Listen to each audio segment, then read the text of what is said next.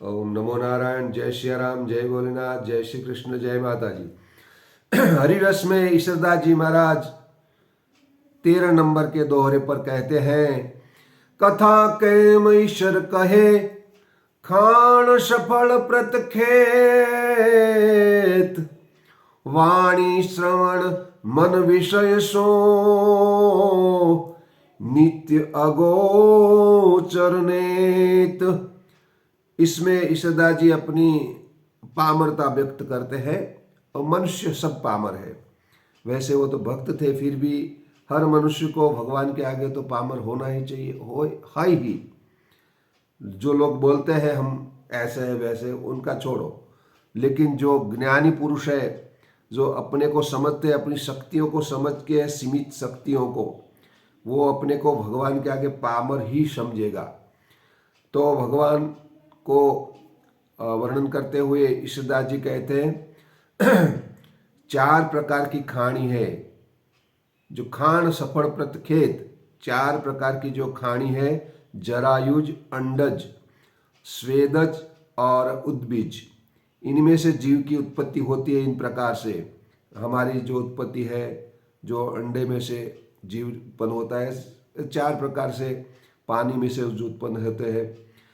और इन जो उत्पत्ति होती है, इन प्रति क्षेत्र मतलब प्रति शरीर में हर प्रकार से एक एक एक जीव को उनकी बहेचनी मतलब वो सरखे भाव से, समभाव से उसको डिवाइड या तो सरखे तरीके से बहचा हुआ है।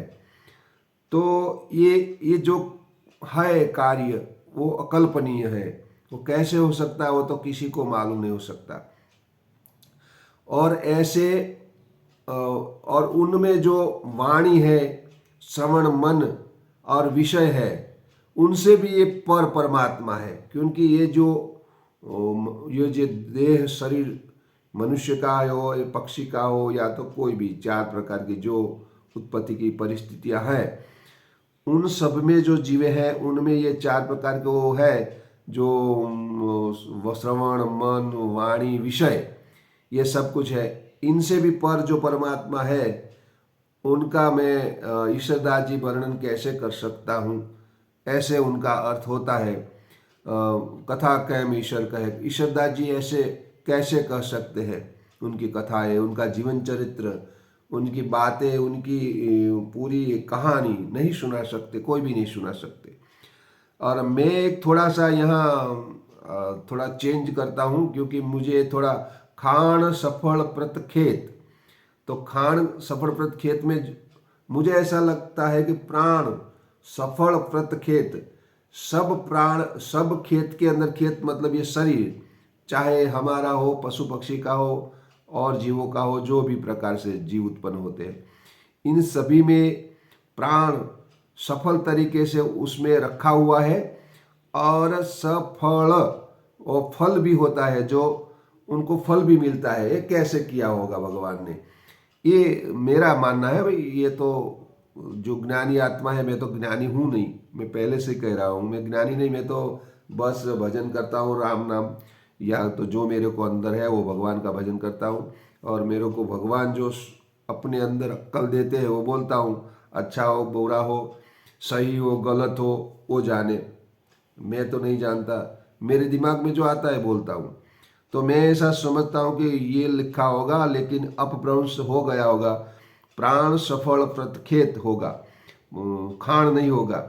तो प्राण सफल प्रत खेत, हर खेत के अंदर सफलता पूर्वक जो प्राण रखे हुए हैं, और इनके अंदर जो वाणी, श्रम, मन, विषय है, इनसे भी पर तू है। ऐसे नित्य अगोचर ने तेरा वर्णन में कैसे करूं, ऐसा हरिरस में सोचा है। कदाच ईश्वरदास जी ने ऐसा लिखा हो, लेकिन क्या लिखा है क्या नहीं लिखा, वो तो केवल ईश्वरदास जी ही बता सकते हैं। क्योंकि हम भी जब कोई कुछ लिखते हैं तो उनका अर्थ हम ही समझ सकते हैं, और समझने में कहीं तो और कहीं अनेकों प्रकार से भूलें रहती ही है। जैसे पूरी गीता जी है, इनको कोई समझ नहीं सकता, चाहे कितने भी ज्ञानी क्यों न हो। लेकिन जो भगवान का कहने का मतलब है वो कोई और होगा और समझने वाला कोई और समझेगा। जैसे कोई गवर्नमेंट का परिपत्र आता है ना, तो उसका अर्थघटन हर एक तरीके से अलग अलग होता है। जो अटपटी भाषा होती है उनमें कुछ समझ में नहीं आता। तो वैसे वैसे तो सामान्य बात है, लेकिन परमात्मा की जो भाषा है उनको समझने में तो हम बहुत क्षीण या तो कुछ नहीं मात्र है। और फिर लोग बहुत सारे ऐसे भी है जो अपने को बहुत ज्ञानी समझ के यही दावा करता है कि यही सच है, लेकिन मैं कभी दावा नहीं करता। इसलिए हरिरस में कथा कैम ईश्वर कहे, खान सफल प्रतखेत, वाणी श्रवण मन विषय सो नित्य अगोचर नेत। उनका अर्थ यही होता है, हे परमात्मा तू इतना बड़ा है, तू इतना अकल्पनीय है, तू अगोचर नित्य ऐसा है जो हमारे में कुछ नहीं है, ऐसा कुछ तू है। और तेरा गुणगान या तेरी कथाएं हम कह नहीं सकते। और फिर भी हम ऐसे गुमान में फिरते हैं जैसे हमें कुछ ज्ञान है। तो आज यहीं पर रुकते हैं, कल फिर से मिलेंगे हरिरस में। ओम नमो नारायण। आपका दिन शुभ रहे, आप सभी का कल्याण हो, आपके परिवार का भी कल्याण हो, आप सुखी रहे, मेरा आशीर्वाद। ओम नमो नारायण। जय श्री राम। हाँ, जाते जाते एक बता दूँ, प्लीज़ आप सब मेरा जो बकवास ज्ञानवाणी जो है कुछ आप ऐसे ही समय तो पसार करते ही है, तो थोड़ा आगे भेजो। 100 में से एक शब्द तो मेरा ठीक होगा ही, इतना तो मुझे भरोसा भगवान पर है। और वही शब्द अगर किसी के लिए काम कर जाए तो उनके जीवन में अंधेरे में से उजाला हो जाए। ओम नमो नारायण। जय श्री राम। और हमारा मकसद वही है। जय श्री राम।